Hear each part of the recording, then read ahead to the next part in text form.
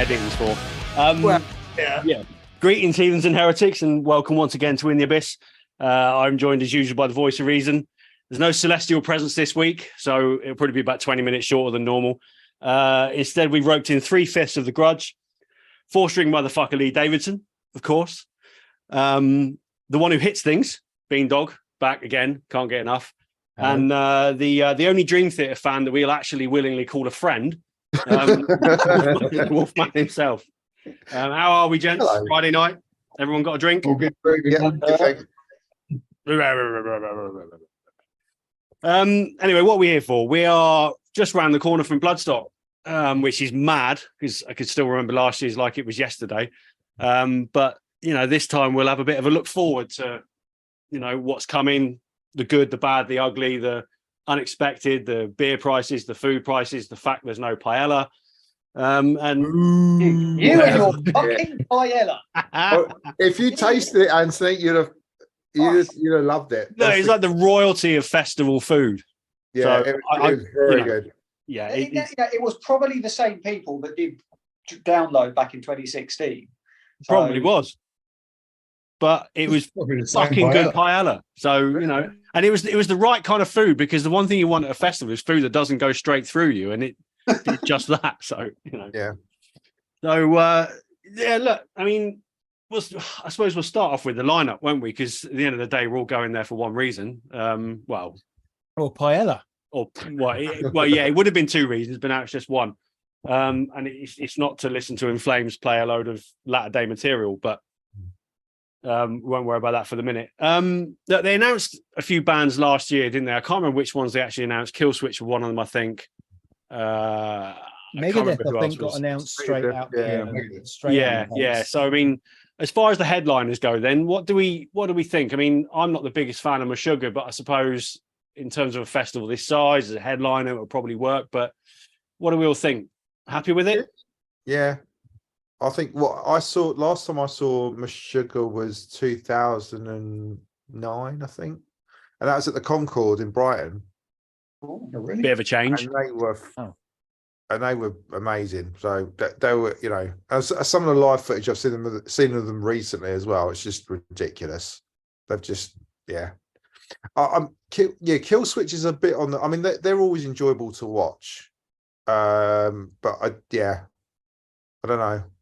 I haven't seen Killswitch since before Jesse Leach came back to the band, so it's been a long time. Yeah. I don't think it's been like nearly probably 04, 05, possibly somewhere. Yeah, it's got to be. I've never seen them. I've never seen Killswitch. I've never seen Meshuggah, so I'm kind of like, I'm actually quite excited. I have faith. You know, I think the headline slots, I've always enjoyed them at Bloodstock, even if I don't know the band, you know, there's something about the atmosphere just carries it. And I think we've talked about Lamb of God last year. Like I didn't really have particularly high I didn't think it was going to be bad, but like I thought, okay, Lamb of God headlining, wasn't sure what to think of it. But when they came on, they absolutely fucking nailed it. And I think that's going to happen again. Yeah, I think I'm going in with the same attitude towards Killswitch. They're not a huge band for me, but I reckon they'll cane it live. Meshuggah I've never seen, so I think that's going to be an absolutely stonking show. And Megadeth I haven't seen for a while, so yeah, I'm looking forward to it. Yeah, Megadeth. I mean, our opinions of the new album, or you know, new, it was about a year ago now, but it wasn't great, was it? And you know, Megadeth, you're always going to get the classics, so at least we can rely on that. But I don't know, I've seen Megadeth so many times over the years. Yeah. I dived into the new album again this week for this show, really, and yeah, it's still not brilliant, but I can see how some of them songs could become really good at live. So maybe that's the litmus test. Maybe it takes hearing live for them to make sense. Because I think my issue with the album is it just sounded so overproduced and like clinical and sort of it was quite an aloof sounding album. Maybe it needs that. Maybe it needs to be in front of a crowd to come to life. Well, I hope it does. The last time I saw him was 1993. Fucking hell, Wolfman. Yeah, it was my very first concert. When you were 7 years old. It was It was Metallica. Is it Metallica, Megadeth, Diamond Heads, Almighty, Oh, and Milton Keynes Bowl? Milton Keynes Bowl. Yeah. Yeah, that was my first ever concert. Just in and case you haven't already done the maths, that's 30 years ago. yeah, 30 fucking years ago. I would have been, I think it was 14. Yeah, now you're showing your age. Yeah. My next door neighbor Tony took me. Fucking hell. 30 years. Well, yeah, I mean, that would have been Friedman. Yeah, that was the Rust in Peace lineup. Yeah, that was actually proper. Yeah. Menzer and all that. Yeah, it was really good. Yeah, It was the only letdown about that concert was Alice in Chains was originally going to open the, but it was literally for weeks. It was like on again, off again. It was, and yeah, I think Lane was just loving his heroin a bit too much. So who opened in the end? It was Diamond Heads, Almighty, Megadeth, and then Metallica. That's pretty strong, man. Well, it could be worse, couldn't it? It could be worse. Yeah, I know. And that's bands at their peak as well in that year, isn't it? Really? Yeah. Live, certainly. Was any? I'm just trying to think. I think the last time I saw Megadeth was at the Astoria 2. Was anyone at that show? It was like it would have been Risk sort of cryptic writings era. I can't remember which one of those it was when they were on a bit of a commercial sort of downturn. And they did a gig at the Astoria 2. No, that was before my time in the Southeast. My last time, I think, was Bristol around about 2007. I think was the last time I saw them. Maybe at a festival somewhere since then, but they've popped up frequently. Download a couple of years ago. Yeah, I saw them download in 2016. They did that. They did the Big Four lineup at Sonisphere in 2011 or 2011, was it? Around about that, yeah. So I saw them then, and I think before then was probably I saw them on my birthday, the Astoria in 2005, and that was a decent show. So they keep popping up. I think the first time we saw them, maybe as a group, was when they did that weird show at Milton Keynes Bowl in 2001, which was AC/DC. It was supporting AC/DC, but it was them, AC/DC, and before them, Queens of the Stone Age. And Offspring, wasn't it? Yeah, and Megadeth opened that gig. It was just weird, wasn't it? I mean, that is a mad lineup. Yeah, it wasn't the best. At Bloodstock, I think I'm going to go in there feeling quite cynical about Megadeth, but I know as soon as Hangar 18 kicks in or whatever that first classic song kicks in, I just know all's going to be forgiven. It's Peace Sells. It might be Peace Sells. It's going to be one of those tracks, and it'll be like, all right, fuck it, I'm in. Yeah, I know what you mean. But look, for a festival of this size, I think it's 3 solid headliners. Don't you? I mean, compared to last year, I think it's probably what you want. You've got a newer band. You've got one that appeals to the sort of extreme kind of metal fan, I suppose, and then you've got the sort of legacy. Actually, you've got the right mix across the 3, haven't you? I do have to say,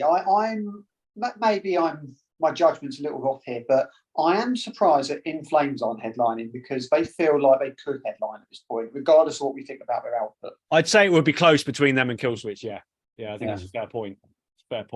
But look, you've got them. You've got this whole Triptychon, Celtic Frost type thing, and Halloween as well. I think of those 3, I'm more looking forward to Halloween than I am anybody else. Absolutely. Halloween's a big one for me. That's straight, like as soon as that was announced, I like they're one of the ones that I've kind of got. Yeah, absolutely. I'm going to be there for that. And the Celtic Frost as well. I think it's going to be a lot of fun too. I'm excited about both those.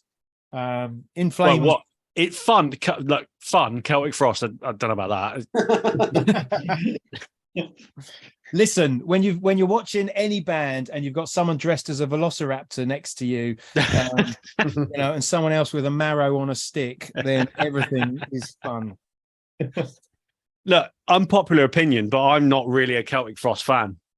So I've seen Celtic Frost with Creator a few years ago, and they just don't really do a lot for me. So I think that what's interesting, I mean, I know we're talking about them in a live setting, but for me, they're an albums band. I can put them on and absolutely love them. I've seen Triptychon supporting someone. I can't remember who they were supporting, but it's very kind of dark and gloomy, and there's not much going on stage. If you're in the mood at the time, great. So we'll see. We'll see. I think they're a better band on record than maybe they are live. But hey, listen, if you're in the mood. Yeah, I've not seen either band before, and they worrying me. I'm hoping to be pleasantly surprised. Well, pleasantly surprised, maybe not the right choice of words, but I'm hoping to be surprised anyway. One thing is, hopefully, same as last year, the sound was great all weekend on the main stage last year, wasn't it? Yeah. So that hopefully that'll come through again, and that helps so much. If you've got shit sound coming off a main stage, it can ruin the whole fucking festival. Yeah, you don't want Celtic Frost to have a bad sound. No, it'll just be a muddy mess. So, but open mind. It's at the end of the day, it may as well be Celtic Frost because you got Tom G Warrior, haven't you? And the rest of it, I don't know, none the wiser. So I think they're a band also that are going to work much better if you're close up. I think you need to be kind of in amongst it with a band like that. I'm not sure how they'd work if you're kind of standing back at the can. And do you know what I mean? Are you saying they've got to mix with like other people and Listen, look, we're out of COVID now. We've got to get used to it. Sweaty, naked people and all that kind of thing. That's the other reason I'm going. As the lineup has sort of come together over the months, because these days festival lineups come together really quickly, don't they? I mean, you go back in the day to the 90s, it was only like sort of 3-4 months before you used to get lineups, whereas now it's almost by Christmas you've got 90% of the lineup done. And looking down it, there's some bands I'm really looking forward to, some that I haven't seen for a long time, some that I've never seen before. I mean, Heaven Shall Burn, I love Heaven Shall Burn. I've only ever seen them in a tiny little club in Yeovil of all places, and rock and roll. Yeah, and since then they've kind of not so much in the UK. I'm surprised they've got a slot that high up, to be fair, because they don't really have much of a following here, but they are very much a big stage band. Saw them at Wacken as well, very, very passing shot last sort of couple of songs, and they've got a big stage presence. So I think they'll be decent. There'll be pyro and a bit of production and all that. I'm hoping it'll be a decent crowd as well, because they never fucking play in the UK. I'm looking forward to them. I think it's quite. I found generally the only letdown in terms of the lineup, the initial lineup, was Anthrax was going to play. Of course they were, weren't they? Yeah, that was early on. But I would say a lot of the bands that have cancelled are the ones that I would like to have cancelled, basically. Did you just whisper Devil's Driver under your breath? Yeah. And was it Non-Point? There was a couple early on. I was like, oh well, I'll go. It was, but as soon as they got announced, unfortunately, they're not going to be on. It's like, oh, nightmare. It's just like but I mean, it's generally everything seems strong. I mean, I'm going in blind with a lot of the newer bands. I mean, I'm looking forward to seeing Earn. I'm sure. 100%. Yeah, one of the big ones for me. Yeah. What about the P word? Let's get this out of the way early doors. Anything progressive that's on there that you two are? I mean, fit for an autopsy. I mean, they're kind of progressive in a way, aren't they? What I've been doing the last 2 days is I've been sampling every band on the big two stages, just because that's how I'm going to structure my watching, and maybe the smaller stages in the gaps. But there were some that struck me as progressive, and I can't say I was particularly enamoured by any of them. But that's not to say they weren't good, and that Wolfman shouldn't give them a go. That Zeal and is it Ardor? Well, Zeal and Ardor, yeah. Zeal and Ardor, but I think they're a level above that. I mean, they are prog, but they are. I'm curious. Yeah. They are good live. It comes off really well. Yeah, I'm. But I think they will. They're going to clash somewhere between Halloween and Megadeth, I think, aren't they? Well, I mean, Yeah. if I mean, they're all strong acts on the main stage. That's the problem. That like the Sundays are really strong down the main it's stage. really stacked. Yeah. Well, it So- stands to reason that the Sunday is sold out day tickets. So, which, as far as I'm aware, is the first time that's happened. I think. Correct me if I'm wrong, but that kind of says it all. But it is the top end of the lineup: Megadeth, Halloween, Sepultura, Ugly Kid Joe, and Decapitated. Yeah, I've not seen Sepultura for years, so Yeah, I'm that's- really that's looking strong. forward. I know you tend to see them all the time, don't you, Ben? But Listen, I'm any opportunity to watch Eloy Casagrande play the drums, and I am there in the front row, like full attention. Ooh, drummer friend. I think it's interesting because I think I've seen Sepultura a couple of times, and I think we saw them at the Astoria in 01, which until I saw the ticket in my thing, I'd completely forgotten about, if I'm honest with you. But yeah, I've not seen them with Max. Unfortunately, I just got into metal pretty much in late '96, just a bit too late. I was listening to Roots around the time they were starting to really hate each other. But one of the memorable gigs I went to back in the day was, of course, a Big Day Out in '99, and I think I know some of you were there. And Sepultura were immense that day, and I've said I was down the front, and I went under the crowd on 2 occasions in 2 different spots, and I was pulled out by the same Brazilian bloke on each occasion, like a guardian angel. It was your Brazilian angel. Yeah. But yeah, it was the guardian angel become a stalker. Yeah. But yeah, I mean that was a memorable gig. That was immense, I remember that. I remember just sort of walking across the bottom of the arena, and like they started with Territory, didn't they? You just hear the drums kicking in across there, and it was like, oh my fucking they were immense that day. They were. It was. I have got absolutely no issue with the current lineup of Sepultura. No, not at all. Derek Green is a great front man. I think this lineup is as legitimate as anything, and they've put out some of the best metal albums of the last, however many years you want to go back. Some really strong material. So for me, I'm looking forward to that. Yeah, bang up for it. It'll be I think any excuse to listen to Territory in a festival setting has got me, that's it. Do they play Choke? They might. I think they did. They did the last time I saw them. Yeah, I guess. It's a heavy track. That is. I love Choke. I haven't heard anything since properly. But that Quadra album was really good. Oh man, that's the one I've liked more than any of the recent material. But yeah, I really like that album. It's solid. I think. Well, I mean, we mentioned it before, but certainly, if we're talking main stage, then opening on the Friday is Witch Hazel, or maybe not opening, but certainly early on. But yeah, I think they are opening actually. On the Friday. Yeah, we've got a lot of kind of there's a witch's coven going on down there, because we've got Witch Hazel and Witch Sorrow, which are both great bands. So that's going to be a cool little moment. Yeah, but which is cooler, Witch with a Y or Witch with an I? I mean, which is which? Which is you got Sacred Reich in there who pulled out last year. That's a good one for me, because I haven't seen them for God knows how long. I think that was whack in 2007. That'd be a great one for middle of the afternoon. Gatecreeper, I've never seen either. I'm curious about them on a big stage. I've never seen Gatecreeper. I'm excited to see them though. I think that is.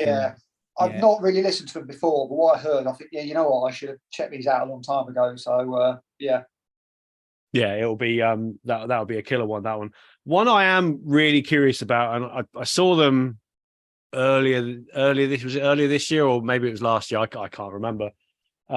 Is Knock Loose.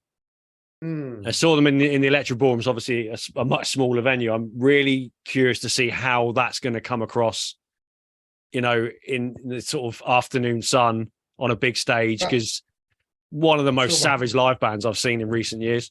Yeah, so heavy, and they're sort of sandwiched in between Crowbar and a Bath. So, Bath, of course, the late edition. I mean, it's only recently that he's kind of been swapped out. I forget who cancelled and they slotted him. I mean, I think it was Devil Driver. Yeah, I think you're right, actually. Yeah. And I'm really looking forward to. So here's the thing, right? So a Bath, I really liked his last album, which got absolutely panned. When off the top of my head, I can't remember what it's called now. Loads of criticism, but what I didn't understand about that is people criticised it because they said the production was bad. It's like, I don't like the production. And I was just thinking, what universe have we moved into where a fucking black metal band gets criticised for using poor production? I'm like, for fuck's sake, people, come on. But it's a great album. I think of it. I tell you what I compare it to. It's like Motorhead's Iron Fist album. It's a bit of an outsider, but it's got great energy, and it's just kind of, it's rough and it's heavy. I like it, so I'm looking forward to that set because it's a Bath as well. So yeah, exactly. We've got to pay our respects. Yeah, and you know what? We're all going to want a bath at the end of it. It's like the do you remember the Eye album that he did? Yeah, God knows how many years ago. See, that's really good as well. That's that doesn't get. I think he plays a couple of songs in his set as well. He's put out some great albums, but for whatever reason, the last one he released just really got just a whole load of criticism, and I couldn't see it. I was just like, mate, it's loud, it's heavy, it's good, fine, ticks enough boxes. Yeah, well, what more do you want? I haven't listened to it before, but I'll give it a shot before we go. But look, I'm probably not going to watch a Bath because I think we want to try and sort of spread our watching as much as possible between us. Have we got a clash? Is there a clash? There's a clash, yes. There's a band on the second stage called Skin Failure who I'm interested in. I don't know. It's great name. They describe themselves as progressive thrash, but they came across as just a really solid, groovy stoner band, if I'm honest with you. So, I mean, looking at their artwork, they look like they could be good fun. So I did check them out actually, and it was purely based on the name. I was like, yeah, like a band called Skin Failure. My skin's failed. Like the visual image I had was just, I'm just thinking of gore and blood and organs, but as I do most days when I get up in the morning. Well, of course, while you're having your morning coffee. Absolutely. Well, I mean, that's a band later. Does it clash with Primer as well? Because I really want to see them on the Saturday. Yeah, Primer. They're in the tent, aren't they? The Jägermeister, the little tent. Because that is just the gaps on the main stage, isn't it? That tent. Yeah. So, essentially, yeah. Oh yeah. So can we half of Skin Failure and then have to go Primer. To be fair, last year the clashes were minimal. It was all scheduled quite nicely for us, wasn't it? We didn't really miss a lot. Well, look, I think this is massive. You've got the Dev Gold stars on there as well. They're the ones that sound like Soundgarden. Right, give them a go. There is still some, let's look at the second stage because there's quite a few on there that I'm not that familiar with. I'm kind of working through, but obviously we've got the Thursday night with the Sophie stage as well, haven't you? Got the extra evening, which last year we had the displeasure of watching Necro Goblik Goblikon. Yeah. Thursday's looking a bit hit and miss. And with no goblin. Well, Thursday is very new metal for the most part. In fact, the opening band are basically a new metal parody band called The Violent Incident. Right. I mean, I listened to a couple of tracks and I think they're probably more fun live, but it's one of those where I think they just want to sort of get the crowd G'd up and get them in the spirit. But yeah, I mean, we're not talking anything particularly intellectual here. Well, if it's parody, it should be good for the Thursday when it'll be. Yeah, I mean, the song titles I think, from what I can recall, were after they're British, so yeah, their tongues are firmly in cheek. All right, we'll give them the time, but straight after them is Frozen Soul. A couple of us, me and Bean, will see them next Sunday in London, but that's a nice touch for the Thursday, I think. I think that's all I need for Thursday. I think the Thursday for me, it's all about, it's the arrival, it's settling in, it's having some beers. I don't necessarily want too many, must-see bands on because it's just soaking up the atmosphere, getting ready. Frozen Soul is all I need that night. And I'm really looking forward to it. I know we're seeing them before, but double Frozen Soul can't be bad, can it? Yeah, exactly. And it'd be good to see them in the space of a week in a tiny little North London club, and then on a pretty big festival stage. So see how well that works. I would ever wonder, but I think I'll give maybe Visions of Atlantis a little go. A little bit of power metal at night. So a bit of cheese. you can't knock a bit of power metal. I mean, you've got Brothers of Metal on the Saturday night as well, haven't you? So Yeah, which is Break all chains. Think of them the hors d'oeuvres before Halloween on the Sunday. Well, I suppose the true sort of power metal kings. But look, there's some great stuff on the second stage. On Friday, you got Candlemass headlining. I've never seen Candlemass. That's a big one for me. You've got Pest Control in there. You've got Gaera in there.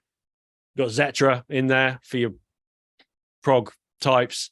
They're more like a sort of weird sort of shoegaze, aren't they? Well, but they sort of clash with Gatecreeper. So yeah, I think the Enigma Decision, they're prog. But there you go. There's one for you. Yeah, they are. I have actually listened to them. Yeah, they are prog. But but Candlemass, that's a tasty one for me. I'm really looking forward to seeing them. And we've got to go and see June. Yeah, and I was going to say we need to give a shout out to our friends. Playing the festival. Dunes and the Grey. Yeah, just like Lee said, Dunes and the Grey are there. This Summit Fever as well, and Sky Pilot. And Sky Pilot, yeah. So there's a few kind of friends we need to go and check in with, and that's great to see.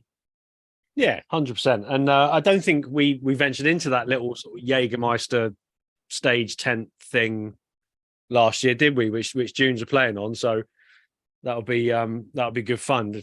Be warned, we're coming. Who else have you got on that stage? So yeah, we just talked about Brothers of Metal, which should be good fun. Tortured Demon on the Saturday as well. That the album they recently released was very good, real sort of solid stuff.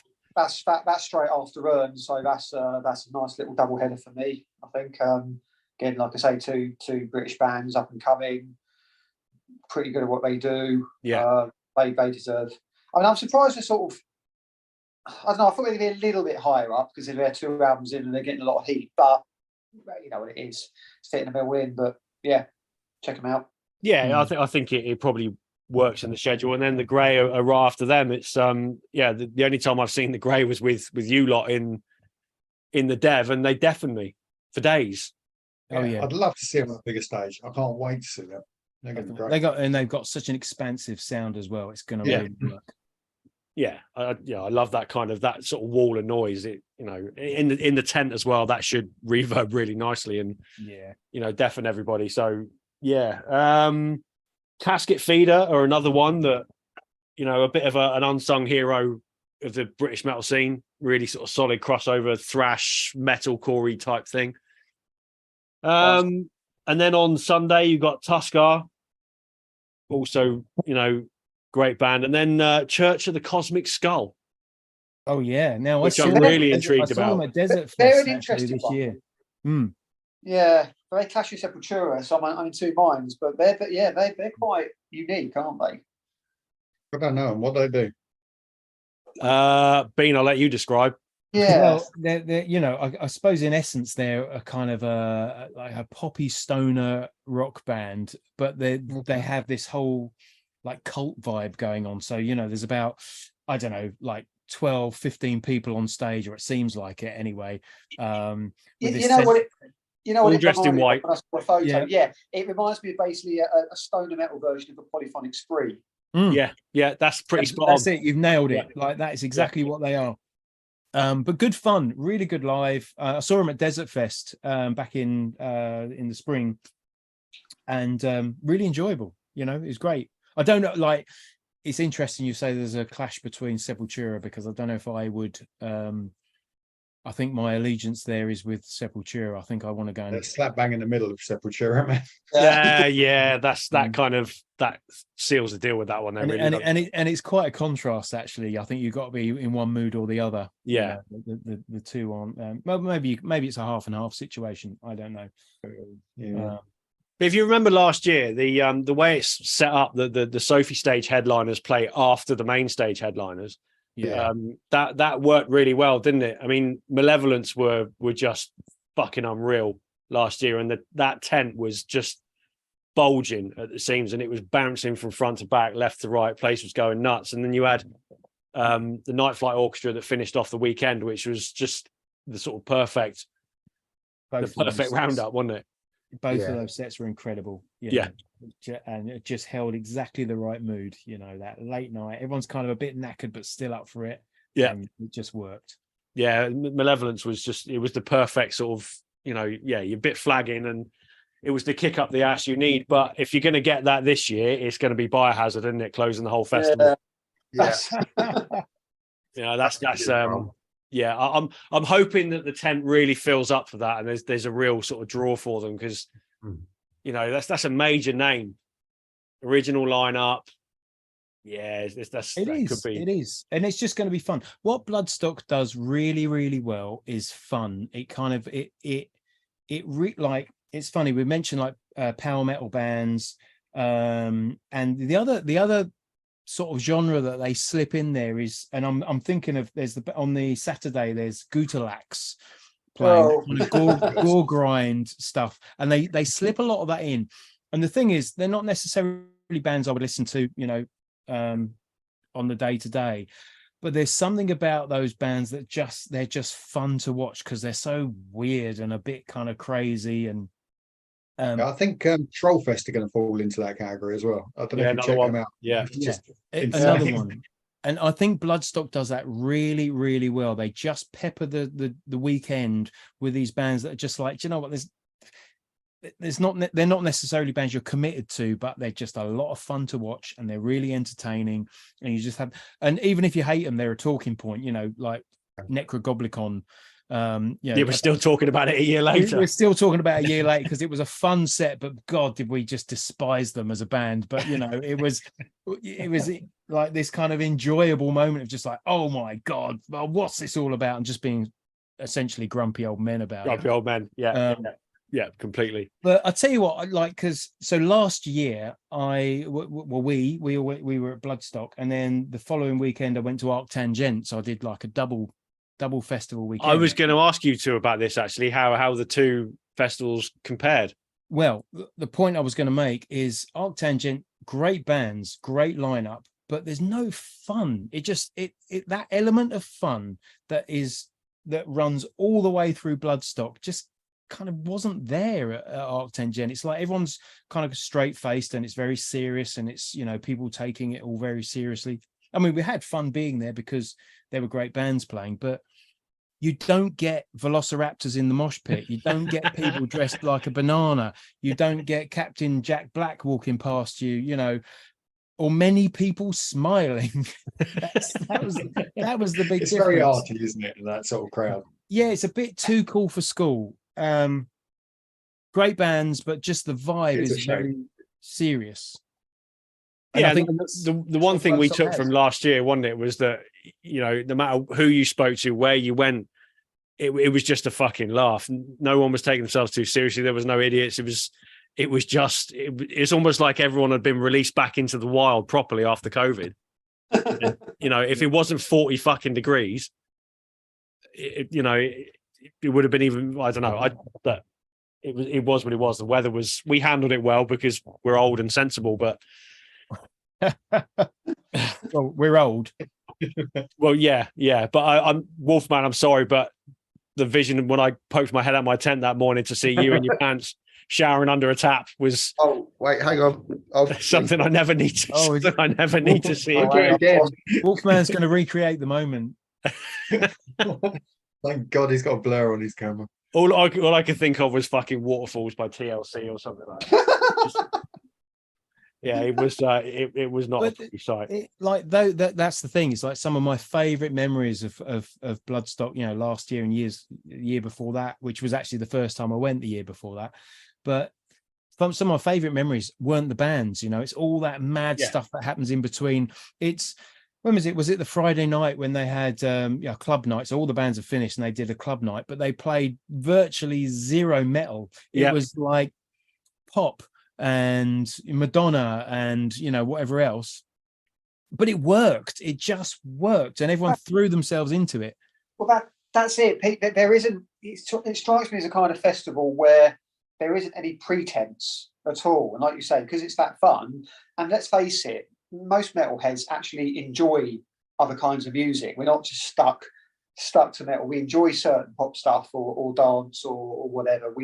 Yeah, because it's an antidote from listening to metal 10 hours a day. Sometimes you just need a bit of a change. I want Enya. Well, look, I'm confident you will get Enya because it all gets thrown into the mix. Well, hang on. What was that band that we saw that made the bit of IKEA furniture? That was Nana War of Steel on the Thursday night. He built a lack table, didn't he? Yeah. Do we know if we're going to get the mental DJ? Well, no. I hope so. I don't know if he's got over last year, but I don't know. I like you say you hope so. One thing I hope Bloodstock does is ups its game with the DJs because now, and that's not to say, because as like the point I just made, it's not to say they have to play metal, but that guy on the Saturday night, what was his name? DJ? Oh God, I can't remember. I can't remember his name. Who literally threw a tantrum on the stage, cried, ripped up his set, and then just sort of did a hissy fit off the stage. It's like, come on, guy. Yeah. I mean, it was funny. It got a bit annoying as well, where he knew how that there was some sort of like phaser or some sort of effect he found on the DJ thing. Like, so that I don't know, he's trying to remix like songs. It was like, just leave, just press play. He was ruining songs. That's what he was doing, wasn't it? He had a chaos pad, and he wasn't afraid to use it. Oh God, it's horrible. But yeah, you just need to press play or whatever they do. And just let the music, talk. It's just like, Jesus Christ. I mean, I could go out there and do it. Oh, here we go. Do it. Put yourself forward. Let's have it. Man has thrown the gauntlet down. Right, I'm taking over. I will be digging out the Burzum long sleeve again this year as well, and hopefully I don't get called a Nazi this time. So that'll make a nice change. A guy, the baker I work at, a guy actually showed up in a full, but he was in a Burzum t-shirt and actually had like little Nazi tattoos on him. It was like in the middle. This is the middle of Teddington. Well, it's an area synonymous with Nazis. Well, yeah, I was just it was quite a sight to behold. I was like, what did he order? I'm curious. Was it a French fancy? What was it? What was it? It was actually something quite funny. Actually, it was I was a little donut with sprinkles. Well, of course. Yeah. Did you arrange the sprinkles into a swastika for him? No. So are you saying you didn't punch him? No. Nah, Wolfman's a lover, not a fighter. Exactly. But not you punch Nazis. That's the rule. It's okay to punch Nazis. Okay. All right. Yeah. But yeah, it was. I was just actually dumbstruck because I was actually like, he's walking at, like it was like it was like an iron cross. It was I was just like, Jesus. I was like, well, listen, don't judge. Maybe those days are behind him. Maybe regret. It might be an American History X situation. I don't know. Yeah, let's get off Nazis. Sorry. The lineup as a whole, then, each one of you, then, what's the one band you're looking forward to over all the others? And they'll start with you. Put you on the spot. I don't know because it's been a few years since I've been to a festival, so it's just I'm just happy to be there, Well, you're a lot of fucking good. Get off the podcast. Next. Yeah, I don't know. I generally can't answer that. We'll come back around to you. It's when you're ordering at the curry house. It's like, right, we just come. You go to the next person. Come back round. Yeah. And then you come back and he orders a korma. It's Really? That's what we were waiting for? Man that hits things. What about you? Well, okay, there's 3 levels to this, 3 answers. The band I'm probably looking forward to seeing the most is Halloween. And that's because I've never seen them before and I just think it's going to be epic. Yeah. There's a ton of highlights on that set list, but that's the one I'm kind of like, right, I want to get with that. Bands I've never seen before that I'm curious to see. Tribulation is one we haven't talked about. Now they're a band that I've really been curious about. I've got a couple of their albums, really enjoyed them. There's one they did, I think Children of the Night, I want to say it's called. Apologies if I've got that slightly wrong. Which I absolutely adore. It's not their most recent album, but anyway, kind of black metal meets Pink Floyd meets whatever else. It's a bit sort of post-punk, isn't it? Yeah, yes, yeah. There's a bit of post punk going on in there. A bit of Unto Others, who are like a band we haven't mentioned, but yeah, there's kind of that vibe creeping in as well. And then beyond that, I'd say it's our mates, it's the Grey, it's Dunes. You know, I kind of want to see these bands just playing to big crowds and you know, giving them the thumbs up from the crowd and just watching them enjoy their moment. Oh, bless. Tribulation. Tribulation. Tribulation on Sunday. They're on Sunday, yeah. Just before Decapitated. Yeah. Early afternoon. All right, yeah, no, you've sold me on them. That's only good. What about you, Lee? I'm mainly looking forward to Earn, I think. I haven't seen it. I'm with you on that. Yeah, I think this is going to be the first big step in their journey. Their new album's coming out the very weekend that they're playing. And everything I've heard of it so far just sounds huge. I'm a massive fan of the first album, so I can't wait to see it. Well, just to slide it in there, we'll have a review of that album dropping next week. So keep your keep your ears open already. for that. Yeah, and it is well, I'm not going to give it away, but you know, okay. Yeah. Oh, I think there's going to be a sense of celebration around that set. You know, it is a sense of occasion, celebration. Yeah, I agree. Yeah, I think it will be. I think big things are going to happen for these guys, and they're going to start pretty much happening from that weekend on. Yeah. So we're going to be there at the start of the journey. Be lovely. Fucking right. Wolfman, what about you? I'm going to say Not Loose, and Earn and Biohazard.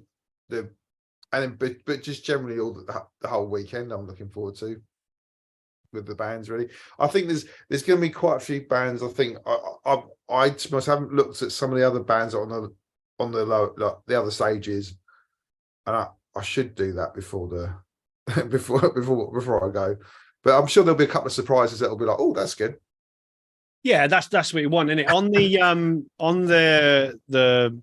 the new Blood stage, there's a Danish band called, and I can't actually get the pronunciation right, but I think that they're headlining the new Blood stage one of the evenings, Naka Naka or Kanaka Kanaka Naka Kanaka. They're all about 17, 18, 19. They're basically kids. They're straight up death metal, really, but the few bits I've heard are really fucking good. And, you know, for a band that young, really curious to see what they can do live. Really, really good. So that's a recommendation. I'll take that as a tip. And, you know, we wandered into that tent a couple of times last year, didn't we? And saw some good stuff and some weird stuff and somebody dressed as a kind of alien type thing just sort of ambled across the stage while the band were playing. I didn't quite know what was going on there, but oh yeah. There you go. You just remembered that. Yeah. Yeah, it all comes back like this kind of mad cheese fever dream. Yeah, cheese fever dream. I think they're on the Sophie stage at about 2:00 on Saturday, aren't they? Yeah, no, they are. Yeah. The elephant in the room, then the weather. We wouldn't be Brits if we didn't talk about the weather. I can answer a question now. Oh, all right. So we can come back to Corma, man, can we? Come on, then. So yeah. No, come on, then. I think in terms of bigger guns, yes, obviously there's a few bands I've not seen for years that'd be good to again. But again, considering I've not seen them before and it's going to be an experience and a massive dose of curiosity, probably Meshuggah. I think that'd be quite a sense of occasion. Yeah, I mean, I feel the same about. I'm really curious to see how they go. Well, I'm confident they're going to absolutely fucking nail it. To be honest, yeah, but I reckon they're going to slay it. Yeah. I mean, the singer literally. When I've seen them twice, and like just singer just like is literally like the whole fucking time, and it's just like it's and you like you think that worked really well on an audio podcast. Yeah, you might just have to explain that to any listeners. Whoops.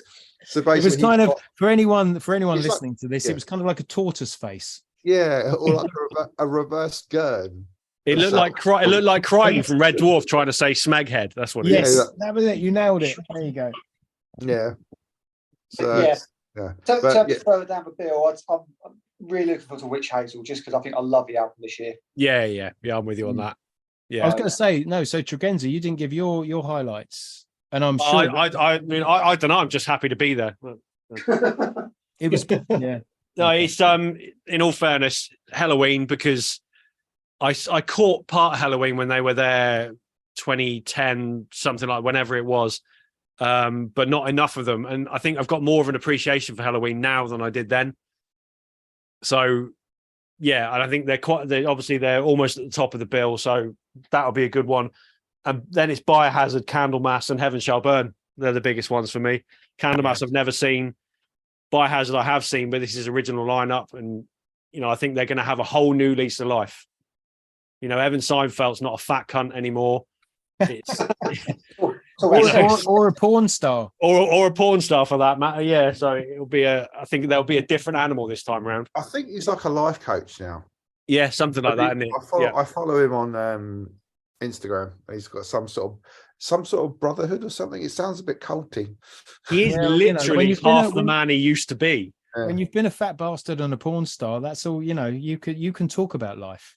Yeah, this is true. There's worse ways to spend life, I suppose. Getting fat and but yeah, like I was saying just now, the weather. I mean, the forecast, the long range forecast at the minute isn't too bad. I think we may get a little bit of rain, but I think we're okay with that, aren't we, as British festival goers, and compared to last year's trauma? Look, I'm still waiting for the sunburn to subside from last year. I think Lee agrees with me here. It can't be as bad as 2016 download. So, yeah. What to what extreme? I get pneumonia again. I'm happy. Did you actually get pneumonia after that? Yeah, it wasn't diagnosed properly either. So I had it for bloody 3 months. Oh, but yes, Christ. Yeah, look, don't get me wrong. I'd rather have high 30-degree pounding sun than fucking torrential rain all weekend, without a shadow of a doubt. But just had a cold the entire weekend as a result of the Friday afternoon sort of torrential rain, and you just don't have to deal with that, however bad it is. So Donington Park is a shocking place when it rains. Oh, it was. I mean, the layout. It was a newer layout at that point in time, but certainly the bottom bit near the stage was. I mean, it was a lake. It was ridiculous. It was awful. Yeah, it was absolutely bloody awful. You're pretty much bailing out your tent every morning. Oh no, I couldn't handle that. It would. I would get very close to leaving. I think if it was that bad, I'm too fucking old for that. I struggled with it when I was in my 20s. I remember Lee and Mike, who was there. I think was that the year that you just didn't see Iron Maiden because you just thought, "Fuck it, we're going to go home." Yeah, I think we made it to halfway through Sunday, and it was just I can't do this anymore. I really can't. It was just awful. Yeah, I think it was also because we'd just seen Gajira and Ghost were due on, and they cancelled last minute, and I was just like, no. There's no one else I want to see until even the bands are going home. Not staying. Mind you, Gajira were absolutely phenomenal that day. I have to say they were amazing. They were excellent. Yeah, they needed to be. No, we pray. Look, the most important time for the weather is putting your tent up and taking your tent down in it, because as long as you can get your tent up, then it's not too bad. It seems to be at the moment. I mean, I know we've had some sort of dodgy days recently. Look, is there any cricket on that weekend? No. We'll be fine then. Yeah, that's true. That's true. Bean, are you bringing your tiny chair? Yes, the tiny chair is coming. One cheap chair. The one cheap chair is coming. It has to. So yeah, this is. I've decided this is just going to become a tradition. So just to explain, last year I was gathering my stuff together and I packed in a hurry. Actually, it was my dad had said to me, "Oh, there's like a camping chair in the garage or something like that." I was round at his house getting some stuff together anyway. So he lent me this chair and it was all wrapped up in this canvas bag.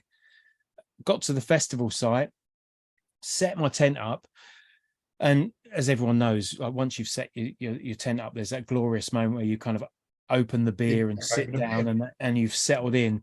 And I got the chair out ready to sit down and have the beer moment and toast everyone that was there. And this chair was it was a child's chair. So I pulled it out of the bag and unfolded it, and it was it was kind of fit for a 5-year-old. At the most. But to be fair, I used it like it was just enough, you could get in there, and it was fine. It was fine. So it was all right for you. I would never have fit on it. No it's chance. coming. It's coming again. It's coming again, and it's going to be a regular fixture for as long as we keep. Till going. you break it. Till we break it, yeah. Till it dies or I go. So there you go. Ironically, I broke mine last year. So Oh well, there you go. See, get yourself a little chair. Yeah, maybe I should. It's tiny, but it's fucking robust. It makes you feel like a giant. Yeah. Is there somewhere I can buy one in Chelmsford? Because I don't want to. Probably. I want to lug as little stuff as I can on the journey to yours. So you can buy one of mine. That's the other advantage of a little chair. It's not as heavy. It's less to carry. Yeah. Well, this is true. Probably come on in mother care.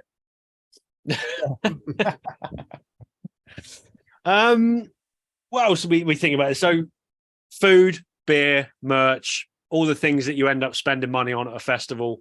I think one thing we found last year that the beer prices were reasonable. It was £5 a pint, which I think for a festival these days is unreal. As far as I can see, it's going up to £6 this year. But I'm okay with £6. Yeah, there's at least there's a fair range of beer to choose from as well in there, which helps. Yeah. I mean, I was at the O2. Well, we a few of us are at the O2 for Iron Maiden. £8.50 for a beer. Yeah. Fuck that shit. And then more recently, I was at the Tottenham Stadium. I saw the Red Hot Chili Peppers. £7.50 for a beer. Fuck that shit. So £6 is it's reasonable. It's in the same. It's fine. How much? Oh yeah, when we went to see Carcass at the Electric, how much was it there? Well, we didn't drink in there, did we? We had a couple of drinks in a pub before. That was £7 a pint. Yeah. So that's kind of the going rate now. So look, fair play to Bloodstock for keeping the price reasonable. At the end of the day, they have got to make a profit. Get that. So if £6 a pint is where it needs to be, then that's fine. And this is what hip flasks are for. Yes. Sort of, just sort of push you along your way, kind of thing. Yeah. Really nerdy but practical question. Was there a lot of cash only places? Because I don't really want to take cash much about these days. I didn't use any cash at all last year. Good. Yeah. I think I just used card. I think for the whole time. I think it's pretty much entirely cashless. So you're fine. It's like merch because I'm sure I want to go to the t-shirt stores and buy patches and stuff. So in terms of the official merch, if you want to buy, go in early before the bands start when the arena first opens about 10 a.m. The queue is ridiculous. It's ridiculous. So, I literally went a little bit too late every morning, and the queue would go from the merch all the way to nearly to the main stage. Yeah, I don't think there's any bands on the day that I really want merch for. So and the event t-shirts, the actual Bloodstock t-shirts sell out really quickly as well. So yeah, I actually got mine after the event last time because they reprinted a load. So. But and in terms of prices, I think t-shirts were about £25 last year, which we're in a time where that's about the going rate, isn't it? In fact, it's not. That's reasonable now. £40 a t-shirt, so £25 is pretty good. Yeah. 25, yeah. I mean, I'll take that. Yeah. Yeah. And actually, I think, and I hope I'm right, but they a message went out, I think today or yesterday, saying that the t-shirt prices are fixed at 25. Yeah. Yeah, so that's good. It's really good to see. No one's mentioned Ugly Kid Joe yet. You know what? That's surprising because, I think I'd say I don't think we're all looking forward to a bit of Ugly Kid Joe, aren't we? Hopefully a bit of sunshine and they'll go down well. Yeah, I saw him for the first time last year with Davey and Keith and Jay at they were supporting Thunder. Yeah. Is it Thunder? Yeah, Thunder. Yeah, it was. Wembley Arena. Yeah, they were great. we caught them at Shepherd's Bush Empire, didn't we? And they were. That was a fucking good night. They were really good. Look, that's the kind of band they are. That they bring the good times. It's like it's funny that I think that they're sandwiched in between Decapitate and Sepultura. Yeah. I see what you did there. Oh, hang on. Have I what? Have you missed a pun? Have I missed a pun? Well, pun not intended by the sound of things. They were sandwiched in between. Ah, right. Okay, yeah, I get it. Ah, And that's, do fucking hell, you know right. what? That's my daughter's favorite Ugly Kid Joe song as well. Well, of course. Yeah. Right. Okay. But yeah, I think for halfway at the bill at a festival, that they'll it'll work really well. Yeah, listen, I got no issues with Ugly Kid Joe, man. They brought us a good time when we saw them earlier in the year, and looking forward to it. They also brought us Pat Cash, so what more can you want? Yes, they did. Weirdly, how can they top that? How can they top that? I don't know. Pete Sampras. I don't know. That's about as far as my sort of 90s tennis. Depends where your allegiances lie, I guess. Yeah. Certainly ain't Tim fucking Henman. What are we going to eat all weekend? Because there's no paella. I don't know if I've mentioned this, but there's no fucking paella. Right. Chicken and spuds. I'll see what's there. Something different every day, definitely, but I'll see what's there. I think. I hear good things about the Texas smoker, but yeah, I mean, we it's good now. Compared to 20, 25 years ago, where it was just god awful burger vans and dodgy fried chicken. The food quality in Britain has improved massively in the last 20 years anyway, and I think festivals reflect that. So we're going to have some good choice. Although I probably will have a dirty burger at some point. Bean, you dug into the rotisserie chicken last year, didn't you? I did, and I know Lee is a fan of the rotisserie chicken as well. Gorgeous. It's going to be my daily. So for me, like now, paella takes the top spot, and we have to talk about this because I think all year since the last festival we've been talking about how good that was and how it sustained us, and it was our go-to, Matt. It just hit the spot. Yeah, absolutely. Now, so Bloodstock have put out their the official list of the vendors, and our favorite paella stand isn't on there. And I should add, actually, because I mentioned earlier that I went to Arc Tangent after Bloodstock last year, and the paella van was there too. So I had this golden 2-weekend period of just chowing down on this gorgeous paella. Anyway, they're nowhere to be seen this year. But the rotisserie chicken was my kind of number 2. Next door, wasn't it? It's perfect. And it was next door. And I will say, if in years gone by, I've gone for the Yorkie roast, where it's like a kind of a version of a roast dinner, all served up in a Yorkshire pudding with mashed potato. And yes, I saw that last year, but I could not bring myself to eat that in that heat. Well, I think that's the difference. So if the weather's a bit milder, then I might go for some of that. But you know what? Rotisserie chicken, plate of potatoes as well alongside it. Works whatever the weather. Yeah, I'm happy with that. We should shout out Paella Rea is what they're called. They frequent festivals all through the summer, and we're just unlucky this year that we don't have them. So yeah, whoever does have them next weekend. I'm going to say it. It's not just the food. It's just like they were so nice. Yeah, there was the homemade lemonade. Oh, the fucking lemonade was just amazing in that heat. Right. So there you go. Yeah. Hot day, and it's like, fresh lemonade, the proper kind of really bitter stuff, it was absolutely beautiful. And just a smile on the face, when you're working all day, serving God knows how many hundreds of thousands of, hundreds and hundreds and hundreds and hundreds of dishes of paella, and to still smile and just be friendly and nice, so they get extra kudos for that. They looked ruined by the end of the weekend, though, didn't they? They looked fair play to them. It's like they worked hard and they made good food. That's one of my disappointments this year, that they're not on the lineup. Yeah, absolutely. But look, I think it's still going to be a great weekend. It's expectations are high, but it almost kind of doesn't. The bands are almost a bit of a bonus and an addition, really, because we had such a laugh last year that just seeing all these great bands was just kind of added to it. It was just a camping trip with a load of great metal bands playing at the same time. I completely agree. It's like I this is what I love about Bloodstock. You can pretty much face in any direction and there's something good happening. Plenty of bands to check out. We talked about clashes and things like that, who you're going to see, who you're not going to see. what I think is really good about Bloodstock is the size is such that you can just wander about. You know, if you're watching one stage and you know that there's another band somewhere else that you want to see, you can just kind of check out half a set, and it's literally just a 3-minute walk to the next tent or somewhere else, and you can check something else out. So you can kind of dip in and out without feeling like you've got to make a major schlep across a field or move to a different area. Everything is just close enough that you can just do it all and just dip in and out of things, or you can stay somewhere for a while.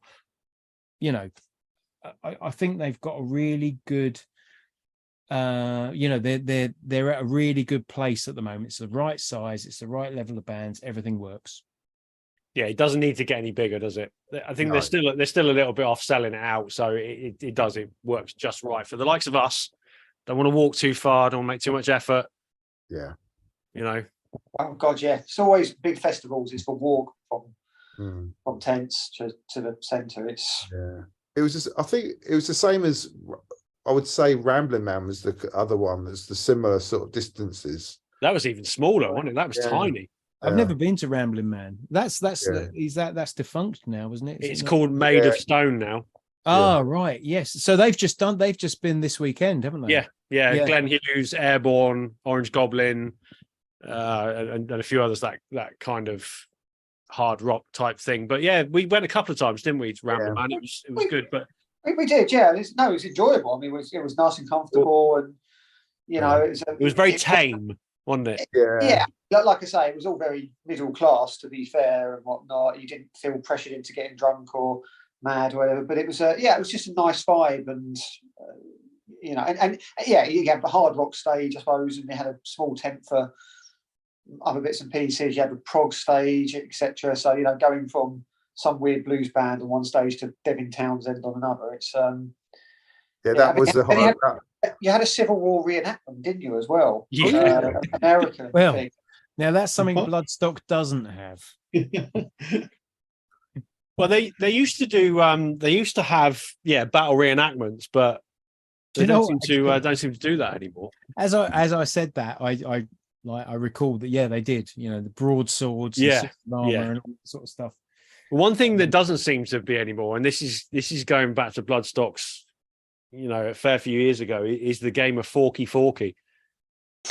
Oh, you're going to have to explain this to me. I mean, we can try and resurrect it if someone wants to bring a courgette with them. But the basic premise is, so you had a courgette on the ground, and someone has a fork, and the idea is that you throw the fork, and the fork has to land in the courgette, and you get a certain number of points depending on what angle the fork lands in the courgette. But every time the fork does land in the courgette, the circle of people around it go round and round in a circle, dancing with their arms in the air, going Forky, Forky, Forky, Forky, Forky, Forky, Forky. Of course. But caveat to that, depending on where the fork lands, decides whether they go clockwise or anti-clockwise. There's thought that goes into this. My God, where was this last year? Come on. Exactly. This is going back. But also, every time the fork lands in the courgette, you chop a bit off the courgette, so it gets smaller every time and then harder to hit. All right, I'm up for it. But can we use a marrow? You'll use a fucking gherkin. This is hard times. A pickle. Olympic sport, mate. What can I say? Well, this is the thing. I've got this image of courgette's a bit middle class, isn't it? Well, I wouldn't quite go as far as middle class, but what, we're going to use a potato then? Yeah, that's more working class. Yeah, good old King Edward. Yeah, of course. If you whoever's listening to this, if you go on YouTube, there's like a 12-minute video on there of two guys explaining the rules of Forky Forky in great depth. So, well, I know what I'm doing straight after this because I want an advantage. I'm not going into this like half-heartedly. I'm gonna. So I've got 2 weeks now to practice Forky Forky. There you go. There needs to be a league or some sort of knockout competition. Forky, for the Forky Forky Premier League. Look, we'll compromise. We'll bring a cucumber. We'll try that because that's slightly bigger. Yeah. Nice. Okay, yeah. All right, I'll bring the cucumber and I'll bring the fork as well, and we'll give it. Well, I was going to say, well, does everyone have to have a fork? Is it like darts? Do you have to bring like your own darts? Like, well, if you've got a personal fork that you prefer to use for these events, then feel free to bring. But they must abide by the Forky Forky rules, and they must meet weight requirements and shape requirements. And well, that's fair. That's fair. So no Trident. Yeah, they're going to have to be similar forks, surely. Otherwise, you're going to be at an advantage. Well, you got weight distribution, haven't you? If you've got a plastic handle on your fork, it can throw things out. Yeah. Wolfman's going to turn up with some kind of industrial piece of equipment from the bakery. But if we're going to do anything, we are going to attempt to reignite the great sport of Forky Forky. There are some videos on YouTube, actually, some quite dark and poor videos you can't quite make out of it actually happening, but it kind of gives you an idea. Is this all on the dark web? It may as fucking well be. You've got to dig pretty deep to find this. Forky Forky Forky. Forkhub.com, I think you'll find it on. Forkhub, yeah. Look, we're all looking forward to it, and I'm sure anybody else who's going is really looking forward to it. It's I think it's going to be a bigger crowd this year than last year, so it's be interesting to see how it goes. I can't wait. We'll be back afterwards for a once we've sort of recovered. We'll dissect it like we did last year. So thank you all for coming this evening and giving us your input on 2 weeks. Is it 2 weeks away? Do you know what? I've got the website open in front of me, and it's 13 days to go. There you go. It's announcing at the top of the page. So there you go. Well, as we record this, then the most metal of all numbers. Well, as we record this, then we are exactly 2 weeks away, but Kill Switch Engage will probably be on stage. So, sorry. 13 is not the most metal of all numbers. Well, as I said that, I realised that 666, of course, is the most metal. But 666.13. I'm going to go with that. No, that's just a Meshuggah riff. And on that note, we'll call it a night.